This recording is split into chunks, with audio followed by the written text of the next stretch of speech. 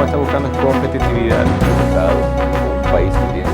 Nos dice que la democracia puede, a diferencia de Nicaragua, de enfrentar los problemas de impunidad en la del fiscal general. La Alianza del Pacífico se presenta también como una oportunidad para el...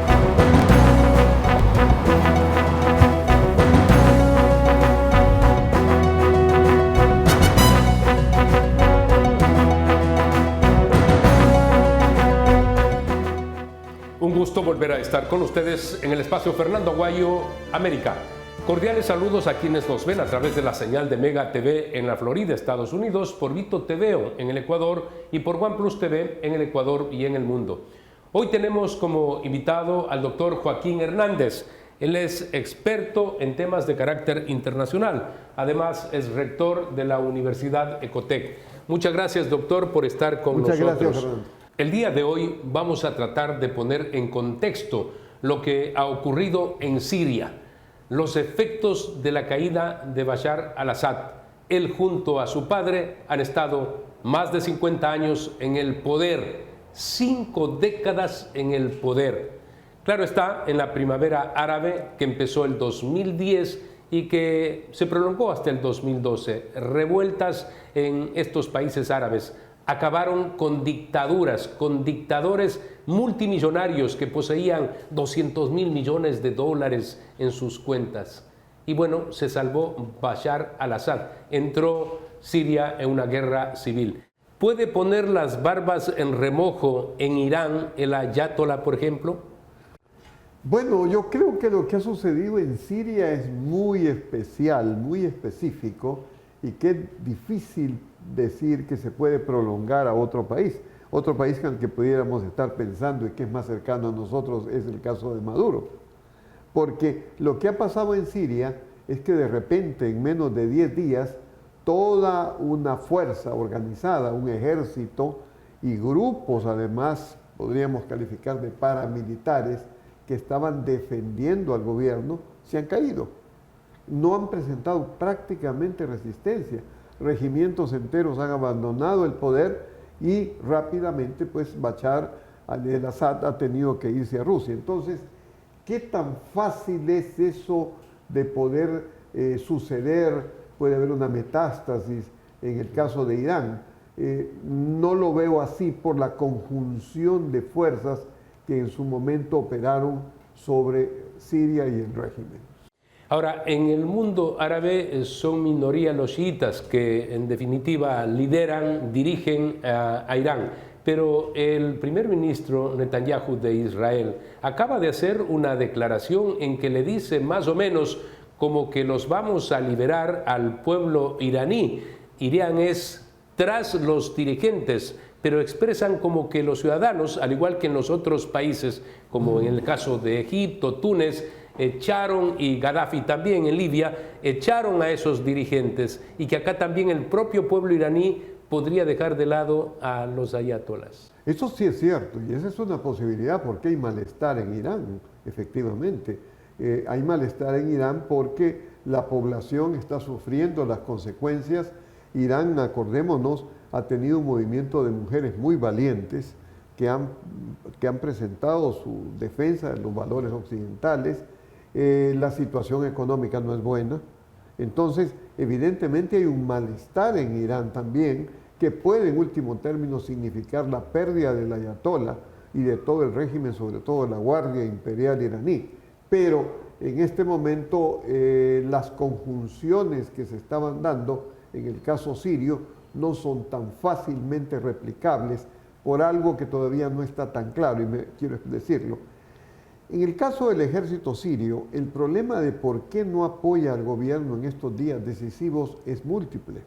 No solamente es por los salarios bajos, no solamente es por el mal equipamiento, sino también por la opresión de la guardia iraní y de los cuadros rusos que operan al interior del ejército, hasta el punto de que los hacen sentir como subordinados sin ningún poder cuando son precisamente los nacionales.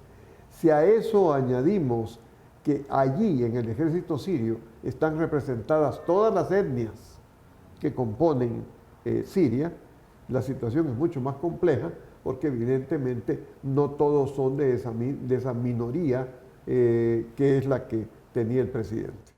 Netanyahu dice al pueblo iraní: se han gastado 120.000 millones de dólares entregando a Siria, luego también a Hamas y a Hezbollah. Y ese dinero debía ir precisamente a un pueblo que tiene necesidades. Es bastante convincente el análisis muy práctico, pragmático que hace el primer ministro israelí. Así es, por supuesto, evidentemente, y esa es una de las causas del descontento que hay en Irán. Doctor, usted hace un momento hizo alusión a Venezuela y en esta parte de la entrevista efectivamente vamos a trasladarnos a América Latina en ese vínculo con lo que ha acontecido en Medio Oriente. Pero hace muy pocos días se sabía que Bashar al-Assad, él cae porque el debilitamiento de Rusia, porque está enfocado en la guerra con Ucrania, descuidó y entonces ya no tuvo el apoyo. Pero lo propio puede pasar en Venezuela, cuando a Maduro ya le ha dado las espaldas, y esto ocurrió en Rusia con el tema de los BRICS. Ya le dio la espalda Rusia. Entonces podría en estos momentos pensar Maduro: me estoy quedando sin mis padrinos. Yo creo que lo decisivo para que Maduro el 10 de enero, que es la fecha de toma de posesión del nuevo presidente venezolano, o que Maduro se convierta en un gobierno de facto, yo creo que el factor decisivo es o son las Fuerzas Armadas Bolivarianas. Es decir, se sabe que de los votantes a favor del candidato y el presidente electo González, hubo votos dentro de los cuarteles de Fuerzas Armadas, hubo votos a favor.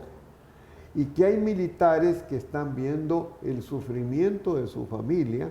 Algunos tienen a la familia afuera porque ya no soporta el régimen venezolano. Entonces, un movimiento militar al interior del régimen es el que podría poner punto final a Maduro, que no es el caso de Siria. El caso de Siria es que se cayeron, simplemente dijeron: aquí no combatimos ante estos grupos de organizaciones que nos están atacando, simplemente no damos batalla. Aquí sí el grupo de oficiales y sobre todo de soldados y de cuadros menores tienen que ser los que digan hasta aquí. Y esas son las expectativas que en este momento están planteadas. Doctor, María Corina Machado, en una presentación vía telemática que hizo ante la invitación de la Comisión de Asuntos Internacionales de Chile, ella lo que dijo es que efectivamente habían militares que estaban con ellos. Lo que hace falta es la decisión final de los jefes, que va en concordancia con lo que usted expresa. Entonces, esa sí sería una forma de terminar con el régimen de Maduro. Yo creo que sería la única, porque las presiones internacionales pueden seguir, Rusia puede abandonarlo, de hecho ha perdido, o por lo menos está negociando sus 2 bases navales en Siria. China en este momento tiene problemas económicos como para poderle seguir dando dinero a Maduro.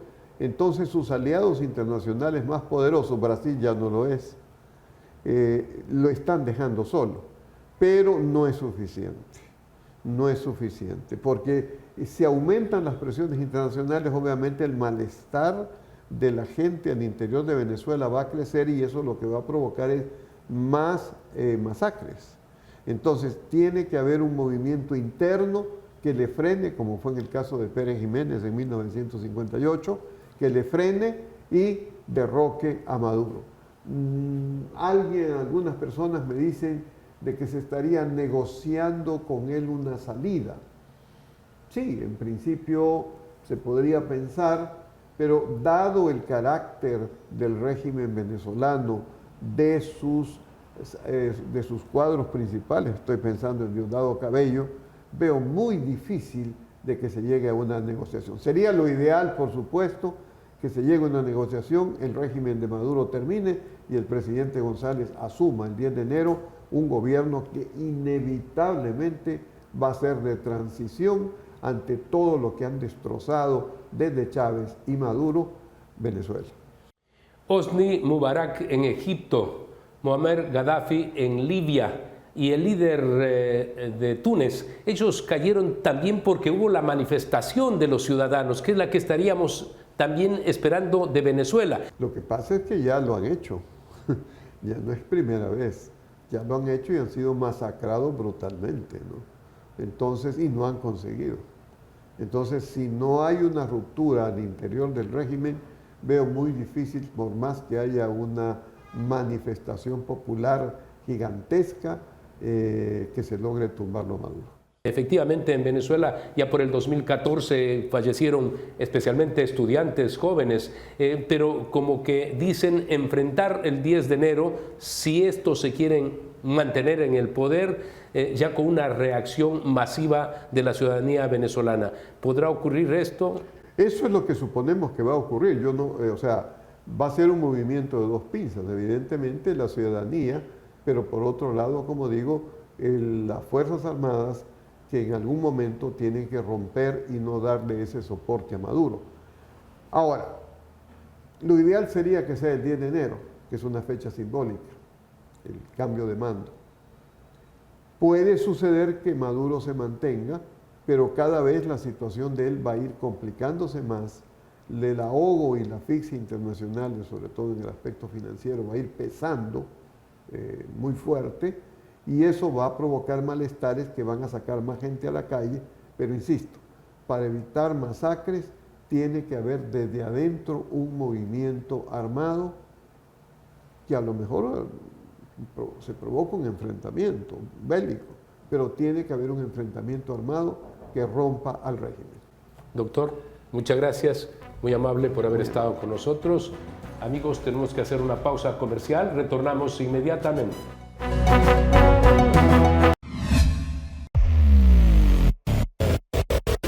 Objetivo de alto valor, capturado. El serbio Kezdimir Zirdan se une a los 11 capturados en un año. El operativo Caso Euro 2024 se dio en 5 provincias del país. 4 personas detenidas en Ecuador, 2 personas detenidas en Alemania. La seguridad es nuestra prioridad. El nuevo Ecuador. Autorización número 3360. CNE, Elecciones Generales 2025. Verde Fruit, el camino para acercar los productos de América Latina a los Estados Unidos.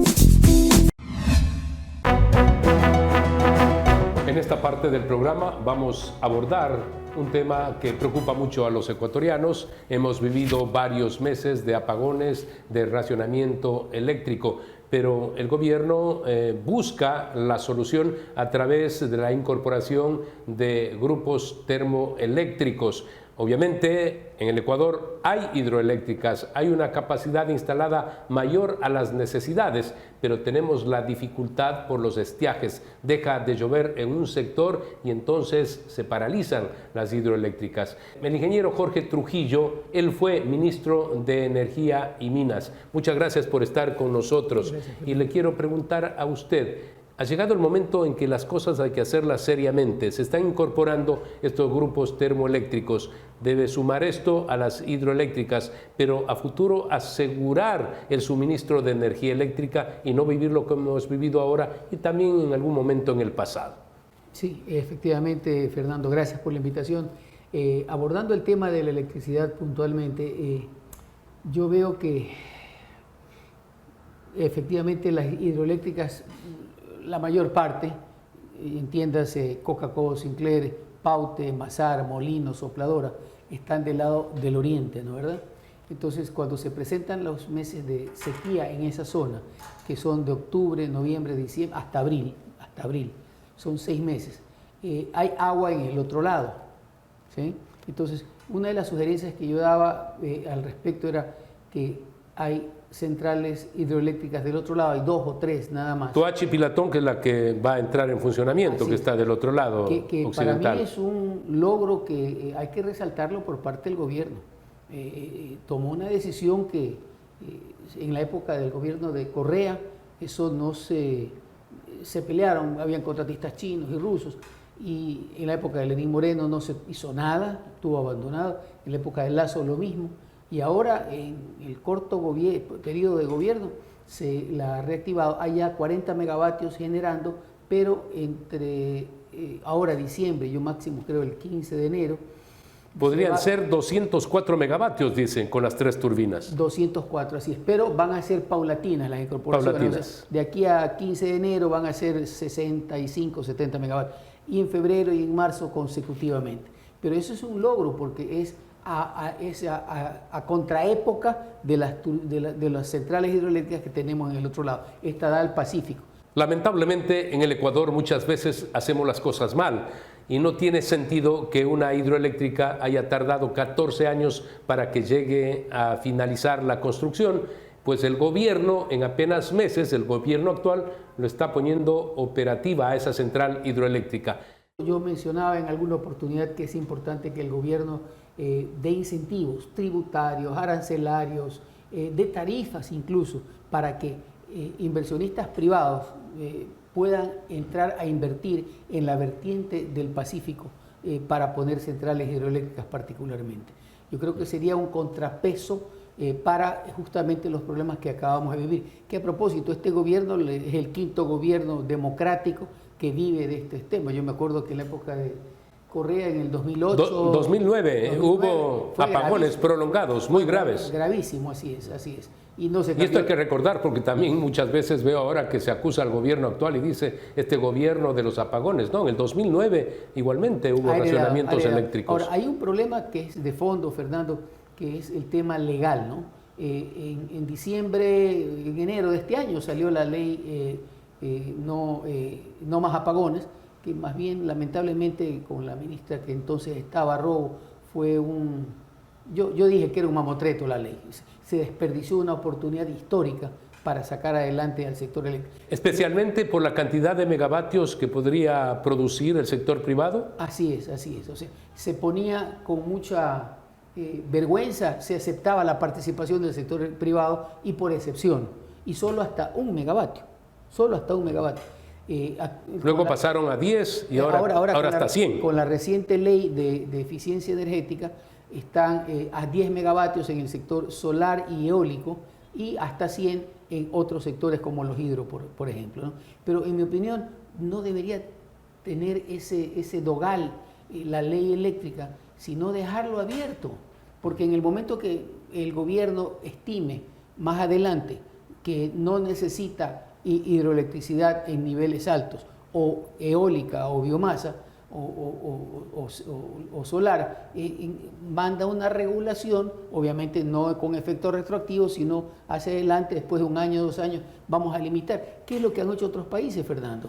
Entonces, yo veo, Fernando, que en Colombia, por ejemplo, la distribución y la transmisión está en manos estatales, pero la generación la comparten la empresa privada. Quisiera que ahondemos este tema luego del corte comercial, muy importante porque hay que transferir experiencias cuando hay países que han hecho las cosas bien y si el nuestro tiene dificultades hay que incorporar esos sistemas. Vamos al corte, retornamos inmediatamente.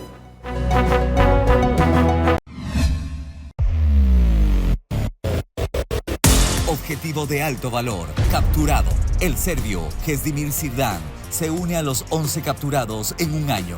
El operativo Caso Euro 2024 se dio en 5 provincias del país. 4 personas detenidas en Ecuador, 2 personas detenidas en Alemania. La seguridad es nuestra prioridad. El nuevo Ecuador. Autorización número 3360. CNE, Elecciones Generales 2025. Verde Fruit, el camino para acercar los productos de América Latina a los Estados Unidos. Objetivo de alto valor, capturado. El serbio Kezdimir Sirdan se une a los 11 capturados en 1 año. El operativo Caso Euro 2024 se dio en 5 provincias del país. 4 personas detenidas en Ecuador, 2 personas detenidas en Alemania. La seguridad es nuestra prioridad. El nuevo Ecuador. Autorización número 3360. CNE, Elecciones Generales 2025. El Ecuador es un país que necesita cambiar el esquema y usted justamente estaba explicando esto. Entró la empresa privada, participa en la generación, también en la distribución. En Colombia, ¿es lo que nosotros tenemos que incorporar? La distribución no, solo la generación. Solo la generación. Solo la generación. Es un buen ejemplo porque ahora habiendo un presidente socialista como es Petro, no osa tocar la inversión privada colombiana o extranjera en generación. Mira tú, por ejemplo, Fernando, en el caso de Chile, 100% generación, transmisión y distribución está en manos privadas. En el caso de Perú, está la generación y parte de la transmisión, no está la distribución. Bueno, en Perú tienen Camisea, que es un campo muy grande, pero yo pongo un ejemplo de que, en el caso de Chile, a propósito, es Boric, otro gobierno socialista, pero respetan el tema de las inversiones privadas, nacionales, extranjeras, en el sector eléctrico y en general en los sectores estratégicos, que a propósito, en petróleo, hace 25 años, nosotros superábamos en producción de petróleo a Colombia, y ahora Colombia... Claro, nosotros ya producíamos cerca de 500.000 de barriles y Colombia estaba por debajo. 520.000, ahora es lo contrario. Ahora superan el 1.000.000 de barriles. Hay inversión Colombia privada, pero a Petro no se le ocurre, siendo socialista, y respetar los contratos petroleros o mineros o eléctricos, ¿no? ¿Verdad? Entonces son políticas de Estado las que nosotros debemos entender los ciudadanos y los políticos para seguir adelante, porque en estos sectores estratégicos no se hace de la noche a la mañana, no se hacen las inversiones ni se produce. Por eso es que para mí es encomiable que este gobierno en el poco tiempo, creo que tiene 12, 14 meses, una cosa así, ha logrado lo que ha logrado, pero no puedes pedirle peras al olmo cuando los gobiernos anteriores son los que nos han puesto en la situación que estamos, ¿no? Expresaba al inicio del programa esto, que debemos ya configurar la nueva etapa, la nueva era, esto de que bajo la seguridad jurídica se creen políticas de Estado en esta parte energética y que de aquí en más los que vienen igualmente continúen como lo hace Colombia, como lo hace Perú. Pasan varios presidentes y no se toca aquello que es vital para un país. Así es. Y importante, ya que se toca el tema del cambio entre comillas, se tocó hace muchos años el cambio de la matriz energética, que no hubo... Sí, que era solamente un titular, que nunca supieron explicar cuál era el cambio de la matriz energética. Sí, gracias a Dios, incluso mucha gente no compró las cocinas eléctricas, si no estarían en un problema grave. Pero muchas de ellas no se pueden usar, creo que la mayoría. Así es, pero bueno, volviendo al tema, hay un término que es importante mencionarlo para que la ciudadanía lo comprenda, que se llama el factor de planta. Por ejemplo, Coca-Cola Sinclair tiene 1.500 megavatios, pero si tú divides las horas que ha generado o los kilovatios que ha generado en un año, Coca-Cola Sinclair, no llegas a 750, ni a la mitad. Eso quiere decir que tiene un factor de planta del 50%, incluso menos, en mi opinión, y muchos ingenieros colegas, no debe haberse construido por 1.500, sino no más que por 750. Ahí hay un gasto innecesario. Estamos hablando de 3.200 millones de dólares. Por eso es lo que hemos cuestionado durante todo este tiempo y ahora dicen, y aquellos cuestionadores de Coca-Cola vivimos por Coca-Cola Sinclair, cuando ha logrado entregar muy pocas veces 1.500 megavatios, pero lo ha hecho, así es. Entonces, lo ha hecho menos. Este factor de planta importante es, por ejemplo, que en el sistema eólico, está en el orden del 20-25% el factor de planta. Evidentemente depende de los vientos. En el caso solar está en el 25 al 35%. En el caso de las hidroeléctricas no llega al 50%, pero hay que ver con el conocimiento del mundo y las experiencias. Hay 3 energías que son de factor de planta arriba del 95%. Allá debemos apuntar y no depender de la bondad de San Pedro, ¿no, verdad? La una es la energía geotérmica. Tenemos dentro del país, cercano a los volcanes y a estas áreas, que somos un país eminentemente Se dice que tectónico. Ya hay una relación con una empresa japonesa. El gobierno japonés ha estado atrás de 2 gobiernos anteriores queriendo donar. Ellos le llaman aportación técnica, diplomáticamente no reembolsable. Energía geotérmica. Entonces, eso es en los volcanes. En los volcanes. Entonces tú en la Tierra encuentras vapor, que es cuando se quema diésel y una turbina genera con vapor. Se quema lo que fuere, pero las turbinas se mueven con agua, pero con la geotermia tú tienes el vapor adentro, abajo. ¿Cuál es la otra planta? Y el factor de planta es del 95 al 100%. Solo la paras para mantenimiento, una vez al año. Se paran pocos días. La segunda, es importante resaltar, es nuclear. Pero bueno, son otras palabras meterse con energía nuclear. Pero hay otras... Sí, pero países en Sudamérica que tienen desde Argentina. hace muchísimos años, el caso de Argentina y luego Brasil. Así es, así es. Pero dejemos a la parte de la energía nuclear, que está dentro del Ministerio de Energía y Minas. Minas, electricidad, petróleo, Sí. nuclear. Pero bueno, hay otra que es interesantísima, Fernando. El mundo evoluciona para allá. Yo mencionaba que en una entrevista que ya la Toyota sacó los primeros carros con funcionamiento de agua. Agua es hidrógeno. Hidrógeno es H2O. Entonces, lo que hace es a través de un proceso ya sacó vehículos la Toyota con funcionamiento de hidrógeno. ¿Ok? Entonces, como son dos moléculas de hidrógeno y una de oxígeno, el oxígeno a través de un proceso de electrólisis se lo hace vapor. El oxígeno se lo saca, se lo devuelve a la atmósfera y las dos moléculas de hidrógeno son las que se mezclan para producir energía. ¿Ok?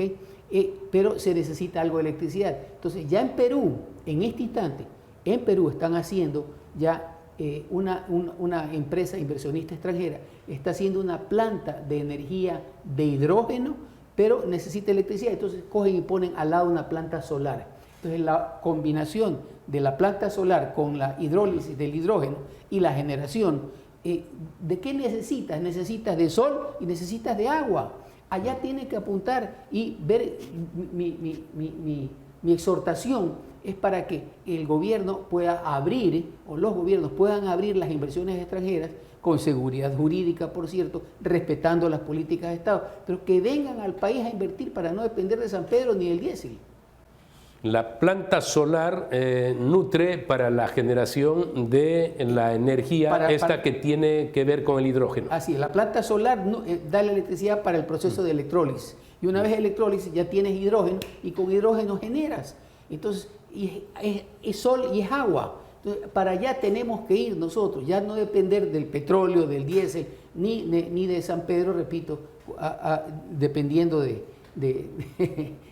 si tiene o no bondad con nosotros y con los ecuatorianos, que hasta ahora la ha tenido. ¿Sí? Ingeniero, muchas gracias. Quería decir algo más, sí, muy breve. Sí, muy breve, que el gobierno ha decretado el tema de que no hay apagones de aquí hasta las festividades de diciembre. Y muy cortito yo veo que había una mala o desinformación diciendo que el sector industrial va a ser apagado. Son 7 empresas o industrias, 2 de minería y las otras 5 son del sector cementero básicamente y acero, ¿no? ¿Verdad? Yo creo que si se les restringe a ellos, el gobierno va a poder cumplir su promesa. Pero lo importante... Se ahorran alrededor de 250 megavatios, ha dicho el gobierno. Así es, contando con Colombia también, ¿no? Muchas gracias. Gracias. Amigos, recuerden ustedes que la próxima semana tienen una cita en Fernando Aguayo, América, a través de Mega TV en la Florida, Estados Unidos, por Vito TV en el Ecuador y por OnePlus TV en el Ecuador y en el mundo.